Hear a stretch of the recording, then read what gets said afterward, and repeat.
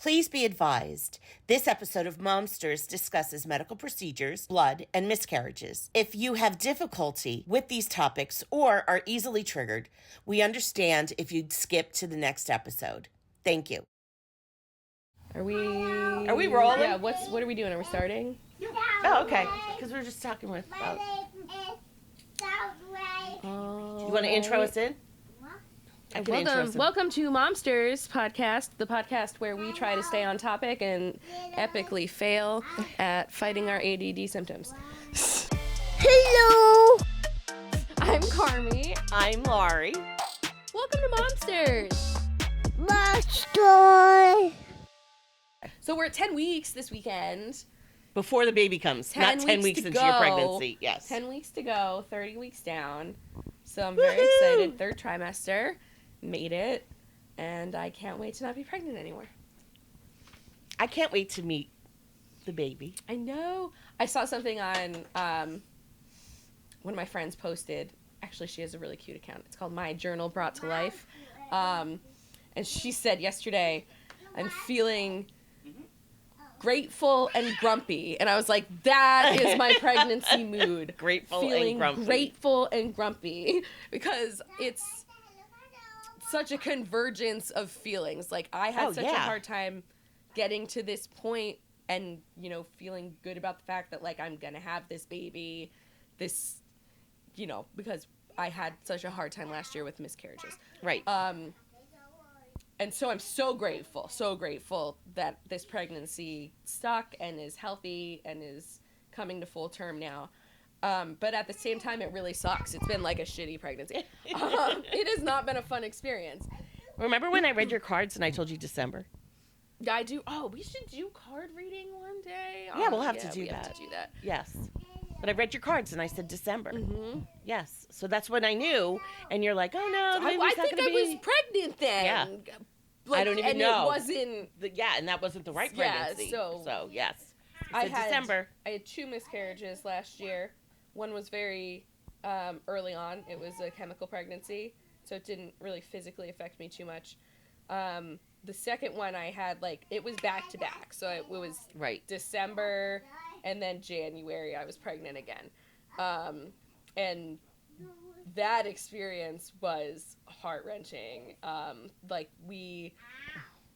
Actually, you were the one that told me. So I went to my 6 weeks appointment, and I was like, oh, you go for your ultrasound, no big deal. Because they don't really let you see the OB-GYN until you're 6 weeks in. There's no, initial meeting. Yeah. Let's discuss this. How's it going? Yeah, whatever. You pee on the stick, and that's how you know. They don't even want to see you for the first 6 weeks because it's so likely that it's not going to happen. Yeah.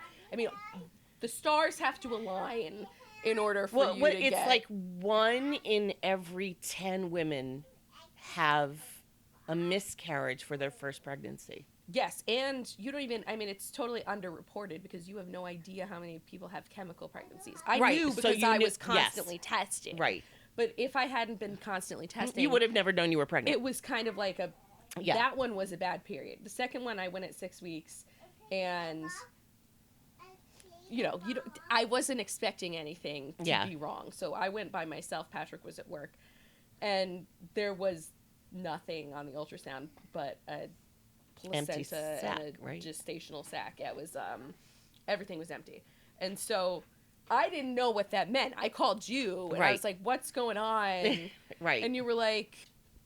Explain to you. In a very nice way, gave me a dose of reality. Like, I don't think that... Yeah, this is a viable pregnancy. This is going to work. And then I also talked to my sister-in-law. She's been through it a couple times. And I just remember driving to the river, to Marine Park, which is the parking lot of the hospital where I had Lincoln. But my mother-in-law was watching Lincoln at the time, and I was like, I can't go home. I have to, like, go to the river. So I went, and I just, like, bawled my eyes out. And then, miscarriages is interesting because you think it's, like, a day or, a couple hour thing, but I miscarried for literally a month because they didn't do anything with your miscarriage. They didn't schedule a DNC. They didn't schedule. So what happened is they make you wait a certain amount of time because you want to make sure that, maybe your timing was wrong. Maybe the embryo just isn't growing yet. Right. So, they confirmed everything, and the hospital recommended a DNC, but the OB-GYN was like, you could wait, you could see what happens. And so the options are, in case you don't know, because I don't think anybody knows until they're in the situation, if you're having a miscarriage, your body could just, evacuate your uterus naturally. Correct. That can happen. You can take medication to have a technically a medical abortion. Whatever, yes. And that will assist your body in, getting all this stuff out of there. Or the third option is a DNC, right, or a D&E, whatever. Yeah. Where, they put you under anesthesia. Obviously, that's much more expensive. There's higher risks. And they just, they clean you out. For me, I didn't know. At first, I had a miscarriage for the first couple of weeks. So the OB-GYNs knew, I knew mentally, there's no embryo in here. But my body didn't recognize it until almost a month later. So yeah, it's a lot of waiting in the beginning. You're like, okay, when am I going to start spotting? When am I going to start bleeding? And eventually, it interfered with work because they're like, well, when are you coming back? And I was like, I don't know. I don't know when I'm going to start bleeding. I don't know when I'm going to stop bleeding. So we scheduled a DNC for March 14th. And mind you, I got pregnant in January. Right. So this is still going on. I think my ultrasound was mid-February. So March 14th, we had the DNC scheduled. I was spotting up until then, but miscarried naturally on the night before my DNC was scheduled. Oh, jeez. For 11 hours, I was on the bathroom floor. Right, I remember that. Yes. It was, and you don't know because you think, I'm supposed to be bleeding this much. This is natural. Right. I was passing out off the toilet. I can't even explain to you. I was in a puddle of blood on the ground in the bathroom. And so the next day, DNC scheduled. I go in to see the doctor before that, and they're like, well, it's mostly all gone. You got the, majority of whatever was the there. Embryo was. Yes. Yeah. Because, oh gosh,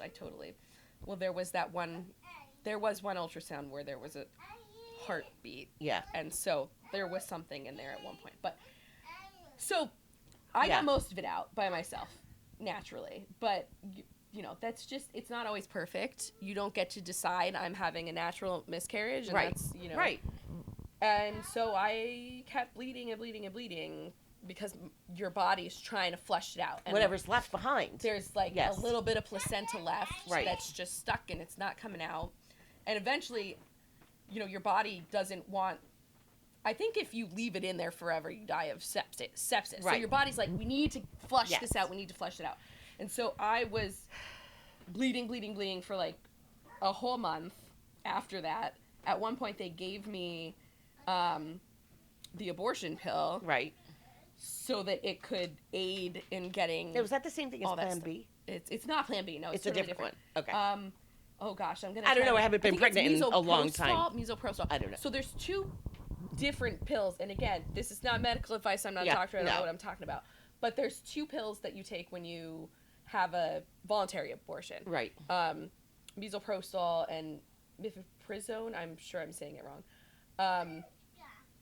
And there's a lot of issues with access to those medications right now. In New Jersey, it's not as big of an issue trying to access it. So, but if you go in, if you go in asking to terminate a pregnancy, they will give you these pills. For whatever reason. So they gave these pills to you to try to expel the placenta that was still attached to your uterus. Yes. So for whatever reason, the protocol when you have an involuntary spontaneous abortion, which is a miscarriage, is they only give you one of the pills. So they don't give you the whole regimen. Right. And so when you go in for an abortion, not that I've had this experience, but it's kind of a quicker process. Okay. There's less effect on your daily life because you took all the medicine you needed. But you now are missing 2 months of work. Yeah, it was rough, and it's rough also because I didn't know I was going to be missing that much work. You just expect, like, all right, well, you know, I have a miscarriage, I had and a miscarriage on March 14th. Like, why am I still hemorrhaging? I even went to the office one day. It was the day before I had to go to the ER. I went into the office, started hemorrhaging again, went home, and the next morning I was bleeding out on the kitchen floor, and Kath found me. Like, we had to have her watch Lincoln. By the time I went to the ER, because I was so stubborn, and I was just like, you're supposed to be bleeding. I've always bled a lot. And we kept telling you, Carm. No, and I'm calling, because the OB-GYN too, the doctor, I mean, they don't know what you're seeing. So, and they just, you know, they're like, people bleed a lot. It's, you know, it is an experience where you're going to bleed a lot. But I got to the point where I was like, I just lost a quart of blood. Like, you need to, you're not understanding. So you're talking about all this blood stuff. Sorry. I know, but you know how we are with that. Oh, I'm awful with blood. We don't do, Maria gets a nosebleed, and I'm out cold. Oh, yeah, so I'm bleeding, and then I'm also passing out. From the fact blood that, loss and from the mental. Yeah, because we, whatever that is in our family, I know there is a term for it. That when there's just like a phobia. Yes, and that is it. We have that. We see blood. Yes. Yes.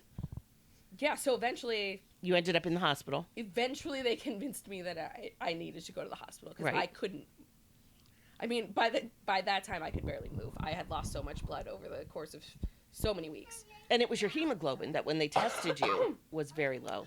Yeah, so my hemoglobin, like, we have slightly lower hemoglobin just because we have funky cells. We have slightly smaller cells, but so it's never high. Mm-hmm. But usually it's at least, like, 10 for me. Yeah. By the time I got to the hospital, that's a good one, 10. 10's like a good... What you 6.5. Yeah, which is almost transfusion. Yeah. It was past transfusion. I had to get 2 blood transfusions immediately. But I guess I was reading up on it, and if you get to, like, 5.5, your organs start shutting down. So I was too far. Pretty close. Yeah. Yes. I shouldn't have waited that long at all. But then... So they gave me the 2 blood transfusions, not even iron transfusions. Yeah. Like, I needed a whole 2 bags of blood because I was dying, literally bleeding to death. And then they did an emergency D&E the next day. And I hemorrhaged again. God. And they had to, you know, put this whole balloon thing. It was a terrible experience. Brother Anyway. Wait a minute. Hold on. Yeah, but it's I don't know how we got on this topic, but it was like a really traumatic experience for me over a really long time, and it took me physically months to get my energy back after I lost that much blood, because you don't just pop right back. I mean, you guys were here. Like, I was still very much a mess a couple weeks after that. I ended up taking a month of disability just to, you know, get myself back together. But, yeah, I mean, there's women now that can't even access that type of medical care, so that's really scary. Not that we're going to have a whole abortion talk right now, but you really need to be able to access the medical care that you need. Even so you don't die. Even if the stereotype is that this is the abortion pill, it's... like, this is the treatment for when your body has an incomplete, it's called an incomplete abortion, but an incomplete... miscarriage. You know, when your body doesn't get rid of everything that's inside of you and it's, you know, slowly killing you, the treatment is that you get a D&E or you take this medication, and the medication is much less expensive, much less intrusive, and you know, much less of a risk. Sure, because there's no infection, you don't have to go under anesthesia. Yes. And you'll see a lot of cases like my case where it's just, you know, in some cases you still need to go for D&E because the pill doesn't finish the job. But you need to be able to access that stuff. Like, if I didn't live in this state at that time, it would have been a really different story. And that's scary. Like, it keeps me from traveling to other states sometimes because I get you're freaked okay now. out. I was like, I know, but you're good. Especially like we were. Oh, this is probably just paranoia, but we were in Disney when I was trying to get pregnant with this pregnancy. Yes. And it just so happened that I was pregnant when I was in Disney. It was in my 2-week wait, if you've heard of that. So I had conceived, but had not yet gotten a positive pregnancy test. And I was like, oh my God, I don't know if we should go to Florida because what if something happens? Like, what if I have because then you wouldn't be able to do anything. I'm not going to be able to access And how are we getting you home? Medical. Yeah, I would have to come home. There's no way I would, unless it was urgent, because you would have to fight for your health care at that point, and that's really scary. You don't want your doctor pausing to be afraid of what their actions are when it's a medical necessity. Yeah, and thinking about legal gray areas when they should be thinking about just straight medical treatment. And yeah, I mean, we're seeing a lot of that coming up now in politics. And for you weren't using it as a choice. It was a medical necessity. Yeah, that's why it's scary though, because the law tries to make this distinction between an intentional abortion, an intentional termination of a pregnancy, and an involuntary termination of a pregnancy. Yeah, but they're trying to loop it in as the same because they're saying you can't have fine line. Yeah, because you don't know. How do you gauge a woman's intent? How do you do? There's no way that you can really answer that question in black and white. And so when you get into the legal areas, and if people are being predatory with these laws, you start going after women who just had miscarriages. Right. Or women who are, very late in their pregnancy and had horribly tragic circumstances, and you're coming in and questioning them, saying they might have broken a law. Like, nobody needs that. I know. It's so traumatic on the mother. Period. Because nobody wants to be in that situation. No pregnant woman wants to be in that situation. Period. No. And everyone, when you're pregnant, your hope is for the best. Well, especially in late term abortion scenarios. Like, there is no one at 7, 8, 9 months who just wakes up and decides, I'm not going to have this baby anymore. If you're having a late-term abortion, which, by the way, is less than 2% of total abortions, it almost never happens, but it's highly, highly regulated. But if you're having an abortion late-term, it's because something has gone horribly wrong with your fetus, with your placenta. Maybe your life is at risk. Maybe the fetus's life is not developing properly. I mean, we just had I don't know if you were there when was talking about it, when we were at the Sprinkle. She had a friend who had all of their organs. Oh, yes, where the baby's organs were growing on the outside of her body. Yeah, and she had a placental abruption. Yeah. And they didn't have a choice. She would have died. Right. Do you really want your doctor stopping, and calling up your congressman to say, hey, what do you think about this situation? Right. Like, that's... So, I don't know how we got on this topic, but yeah, grateful. That's what I was saying. I'm so grateful and grumpy. I'm so grateful to have this pregnancy, really, truly. But it has been incredibly hard, incredibly intrusive, every single day. It's not been an easy pregnancy. Well, and that scared me when you were first pregnant, when you had the January pregnancy, because I'm going, okay, that doesn't work out time-wise. Do you know what I mean? Like, me as the intuitive is going, that didn't work out with the timeline. And then you get pregnant again, and I'm like, yeah, that's still, we're not working out on the timeline. So it's not like something's going to happen, but you're just like, okay, it's not that you worry about being wrong as a medium or a psychic or an intuitive, but you know what your gut's telling you. Yeah, and you also don't want to jam it down someone's throat either, because it's like, if they're not ready. Yeah, like, what am I going to tell you? Like, oh, Carm, doesn't go with your cards. Like, that's so. Yeah, yes. Not only is it cruel to tell somebody that, but we're not always right. Yeah, and I mean, there was that second where I had hope. We heard a heartbeat at one point, and then they recalculated the due date and everything, and I knew. I have journal entries where I'm trying to count the days, because I was taking pregnancy tests like almost every day. I was trying to get pregnant. So I knew like on this day, I definitely wasn't pregnant. Right. But maybe it just didn't show up until this day. And I'm like counting the 2 weeks and trying to make it make sense in my head.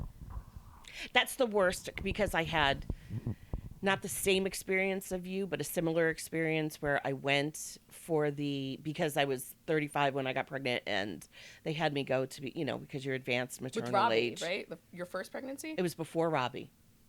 My very first pregnancy. Yes. Yes. So I went, and there was a heartbeat. You could hear, you know what I mean? Like, it was there. There was the heartbeat. Mm-hmm. And then 10 weeks later, I went, and there wasn't a heartbeat. That's hard. And I could tell you what I was wearing that day. Like, I could tell you everything. And so I have the D&E, right? And that was on a Thursday. And then I decide I'm going to come back to work on Tuesday. And I worked from home at the time. And I went into my office, and I sat down at my desk, and my phone rang. And I answered the phone, and it was Uncle Dave, and his words were, "Turn on the TV." And it was September 11th. Oh my God. 2000. Yes.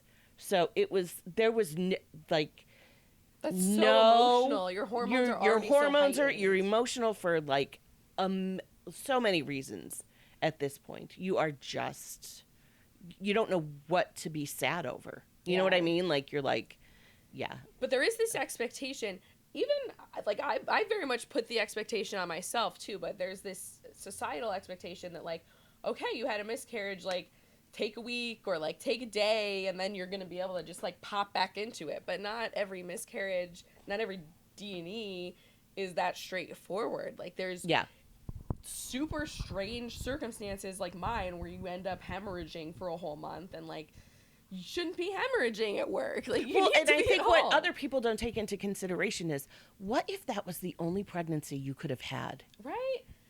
And you knew what it felt like to be pregnant, and then you can't get pregnant afterwards. Mm-hmm. There's, I think when it comes to women's health, and especially when getting pregnant, the emotional side of it, no one really discusses that. Yeah, I mean, there's almost zero recognition for not only miscarriage from an emotional standpoint, but when you're trying to have a baby and you're on that journey and you're and the waiting, disappointment. And then you get a pregnancy test and it's not what you expected. And now you have to wait another month. And like, that's always in the back of your mind. And it's in your mind, like, why am I failing? Yes. Like, you always put it on yourself. Yeah, even if it's the same thing when I was miscarrying. I was like, this is normal. Why can't I just do this? Yes. This is what women do. Yeah. But you don't have any control over these scenarios. You don't know when you're going to get pregnant. You don't know what is going to happen between the point of conception and the 2-week period where you have to wait until you get a result. See, and when I was, there was back in my day, like, you really had to wait even longer than that. You couldn't just take a pregnancy test. Like, you had to wait longer. So you could have been pregnant. I mean, I knew I was pregnant with both of my children because I vomited. I never vomit. Never. So I was like, okay, I'm pregnant. I remember Robbie being with me with Maria. You know what my clue was? So I have a weird thing that happens when I get pregnant. I get a double nipple hair that comes out of the same pore. And this has happened every time I've gotten pregnant. And so it's like a sure sign. And I remember Brittany and I were trying to get pregnant at the same time. And I was like, oh, I got the nipple hair. Okay, that's weird. But that's how I know. I vomited. I remember what I vomited. Robbie and I was eating this like phenomenal pasta salad from Wegmans that I don't even know if they make anymore. And I remember I ate it and I went immediately and vomited in the sink. And I turned to Robbie and I said, I think I'm pregnant. And he was 3, 4 at the time. Like, he was just this little peanut, And I look at him and I go, I think I'm pregnant, And that was it. That's how I knew. Did you have trouble after your first miscarriage, which was before Robbie? Did you have any issues getting pregnant with Robbie? No, I didn't then. Mm-mm. Nope. I remember the dates that I got pregnant. I remember, I remember weird things. I remember everything. You're not having sex enough days if you can pinpoint the day that you got pregnant. I remember it. I never mind. But I remember It was like a special occasion because we halftime of Monday Night Football. Okay, I remember. Okay, there, you want to know? And then I remember with Maria, because we had a party at the house and we were all drinking out on my deck, and my neighbors were over because, you know, my neighbors are like fun people. So my neighbors were over, and then everybody left, and we were drinking, and, you know, and it was the Feast of Mary Magdalene, the day that I conceived Maria. I know. So when she was born, I waited then afterwards to have her baptized, christened on that day too. Oh, I didn't christen. I'm in trouble. You don't have to. That's kind okay. of the topic of conversation, though, right? Not meeting parental expectations. That's where we were supposed to be going with this. Well, yeah, I did not. Parental expectations, yeah. We've had some experiences with the church. Oh my God. Oh, jeez. Okay, so we just went, let's do parental. So parental expectations may be like a whole other episode. Yeah, maybe. Because I think we're going to have to, like, but at the end of the go day, on this one with. You know, like, I made the decision not to sign my kid up for a religion. A specific religion. They knew what it religion. even was. Yeah. So we're not super into organized religion. I baptized my children Catholic because my grandfather, well, my grandfather was still alive. And I'm very, very close to my grandfather. And he would have been disappointed. I think he would have questioned it. I think if I didn't do it, he would have accepted it because he just loved me. It's you. Because it's me. Nobody else would have been able to get away with that. But because it was me, he would have accepted it. But I chose not to because I respected him enough that he needed that, and he needed, you know, the 4-generation pictures and I did it really for him. I also did it with the intention of, if they ever wanted to marry a Catholic, this is really funny now when I think of where my children are in their sexual orientation. So I think to myself, if they ever wanted to marry a Catholic, at least they're baptized. Do you know what I mean? And that's because they won't let you. I don't understand the marriage rules for Catholicism because it feels like our family got special exceptions. Because I think technically an unmarried single mother is not supposed to be able to get married in the Catholic Church, but my mother was that's able okay. to do that. That's allowed. She had a bastard child out of wedlock and didn't marry the father. I think he was she's only dead. allowed How are you going to do that? Okay, so we maybe just skirted around the rules a little bit. I knew that when, okay, so again, this is like a long, I don't know if the rules have changed. I haven't been practicing Catholic in 30 years, maybe longer. And I know, though, there was a time when if you were divorced, you could still go to church, but you couldn't receive communion. That's so weird. Because you were divorced. I don't know. I don't remember the whole mom thing. Anyway, I guess they're going to have to, I don't know. Dip him in the ocean if he wants to marry a Catholic. Well, whatever. We'll dip him in the ocean. That'll be fun. So speaking of christenings then, I had a christening dress, which my grandmother, who had cancer at the time, she had breast cancer when I was born. Grandma Rita. So this is my mother's mother. Yes. She walked across the bridge to Pittston because we lived in West Pittston. So she walked across the bridge into town and bought me my christening dress. Wow. Yes. And I was christened in the dress. My sister was. Me? No, my sister. No, but was I? You were. Yeah. Aunt Nikki was. Yes. We were all. Maria was. So was Sarah. Oh, yeah, Sarah. Yes, Sarah was christened. So all of any female in our family that was, I don't know if Joe got the dress or not. No, Joe didn't get the dress. No, the boys wore different stuff. I don't know what the rules are. My son wore Dave's. So, but anyway, we all wore the dress. So, I mean, no pressure because you're having a girl. But I'm just, you can take your picture in the dress, but, Maybe. Whatever you want to do. Maybe. Yeah. I'm watching my kid. He's falling asleep. It's about time. Yeah. Even earlier.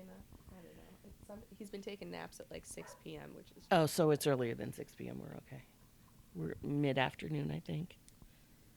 I hope. So, yeah. So that's kind of like religion and miscarriages and yeah, I guess that's politics where we're and... going. What about between Robbie and Maria? Did you have any issues conceiving? No. You have We a gap. were somewhat careful. Not like whatever happened in between Robbie and Maria.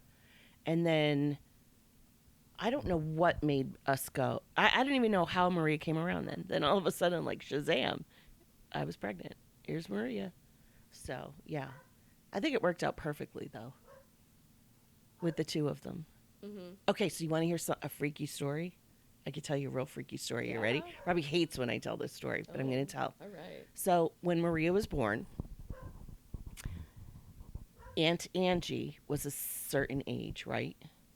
And she was just... She's like 55. I'm trying to... diagnosed with breast cancer, right?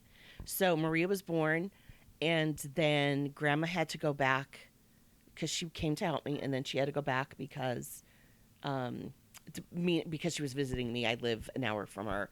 She went because Aunt Angie was having surgery, so she wanted to be there for Aunt Angie's mastectomy. So she went back, and then there was a year later, and then she, her cancer had spread, and then she decided that she was going to seek further treatment, whatever it was, chemo. Chemo, radiation. She got both. Yes. She got chemo and radiation. Yes. However, her exact age is the exact age you're having your daughter at. Oh, really? Yeah. So you're having, like, you would have been me in the whole scenario. So I am at Angie's age. That's interesting. Yes. But I'm not going to die yet. Good. Don't. Yeah. I'm going to die, okay? When I'm 102, I'm going to die. Can't leave me with all these people. I'm going to be the last one. You know that. We talk about that all the time. I feel like my mother's going to be the last one. Oh, no. She's gone before me. She's gone before me. She's just so healthy. And then every time, and then she'll be able to talk to me all the time. She'll love Yeah. that. Mm-hmm. So I just found that weird. I'm like, oh my goodness, is that like a generational thing? Because she said, and Angie always said, once her mother died, right? Because her mother died when she was 16, going on 17. I was 6 weeks old. And her mother died of Grandma? breast cancer, 22. Grandma was 22. Yes. So she always said, I'm going to die just like my mother. I'm going to die just like my mother. She did. Wait. On the same On day. the same day. It was like exactly 43 years apart. Wow. Yeah. That's crazy. Yes. I know. How does that happen, right? Not enough medical research is how that happened. I know, but no, okay. Advancements So in cancer the whole breast technology. cancer thing, I know. That's and that sad. Right. I asked Grandma if she wanted to go to a breast cancer walk once after Aunt Angie died, and she was like, "What's the point?" I know. People are still dying from it anyway. Yeah, I mean, she's like, it's not gonna. They What's it died gonna do? 40 years apart. It's not gonna change anything. I know. So that's it. Although I think maybe not in terms of breast cancer, but I have seen some advances in cancer treatment where you can get a lot of these like infusions now instead of radiation. Mom has a very limited form of skin cancer in her legs, and she's been getting infusions instead of chemo. And well, it might be like a form of chemo. But even Patrick's grandmother, she had lung cancer and she took a pill for it. So it seems like there's more advancement now. Yeah. Hopefully. I'd like to think that. Hopefully we don't all die of the same thing. We got tested though, right? Aunt Nikki doesn't have BRCA. Correct. Aunt Nikki does not have it. So we were very fortunate to have the resources to be able to get genetic testing. I've never gotten it because I'm terrified that they're going to steal my information. That's your brother. So I'll never know. But my husband ended up getting tested because my sister-in-law wanted to confirm her hypothesis that they were identical twins, even though they claimed to be fraternal. So they're in the system forever now. They are, in fact, identical. Well, I had Papa and my father. Oh, yeah, he got tested. My father. No, him and Uncle Beach do the DNA, the ancestry thing, where they check your DNA to see where you came from. I really want to do. Well, so I want to know because I don't know I have this weird scenario with my father's family where, like, my biological father's father was the first child of a different marriage than everyone else. That's the best way to explain it. So his siblings, who I all have a different father. They don't have the same genetic makeup. Right. And there's apparently, what we're told is that my biological great-grandfather, so my father's grandfather, was Native American. We don't know how Native American he was, but I would just love to know, for the mere fact that, you know, I grew up really identifying with that culture and respecting it more, because it's you. You know, obviously I'm not going to do like Elizabeth Warren's Pocahontas thing. You know, I didn't live the experience of a Native American girl growing up in this country. I'm not trying to exploit it, but I would love to know. I think that would be so interesting. And there's nowhere else to get that information other than them taking your blood. So, yeah, that's maybe, but they can't have it now. You were in the hospital for so long, I am sure it is somewhere. Oh, gosh, don't tell me that. I didn't even know my blood type. B+. Oh, and Lincoln's got the best one. Oh, he's asleep now. Lincoln has the jackpot blood. What is that? He's got something? AB positive, which means that he is a universal receiver. So, like, you know, when you go to give blood, they want you to be O, because that's the universal donor. Okay. But Lincoln can take almost any blood, I think, as long as it has it's positive, I think. Yeah, I don't know. I have no idea what I am. So and you know what they told me? They're like, oh, go to one of the blood, like go to donate blood, and they'll be able to tell you. I'm like, I can't donate blood. Yeah. Like I can't. You don't want our blood. No, they won't even take it. It's not even that we don't. Like, this little bit of anemia. It's not anemia, but it's a little bit of weirdness in our cells. I don't know how to explain that from a medical standpoint, but they're shaped different than everybody else's. They are, though. They're a little bit smaller. Yeah. Yes. So, all right. This was an interesting topic. Yeah, we went completely in a different direction, but that's fine. I know. You know, I think that's the story of my life. I think people need to talk more about, and it's so hard. I always said, you know, if I have a miscarriage, I post everything, so I'm going to be the one to, like, post about it. And then when it happens, you're just like, I couldn't talk about it at all for a really it's long very time. Emotional. It plays with your head. Apart. Yeah. Now I'm in a better place with it, but it's still hard to, like, talk about it. And especially now with the politics, like, you see so many abortion stories and so many, you know, but we are nothing. Stories. We are nothing as humans if we don't have hope. So I could understand why it would be difficult. I hope that we will vote for women's reproductive rights. And I hope that if you were listening to us now and you had gone through a miscarriage, you feel a little less alone. You feel, yes, you know, a little more validated in your fears and your, you know, your emotional experiences. Yeah, we're with you. Yeah. All right. That's the end until the next time.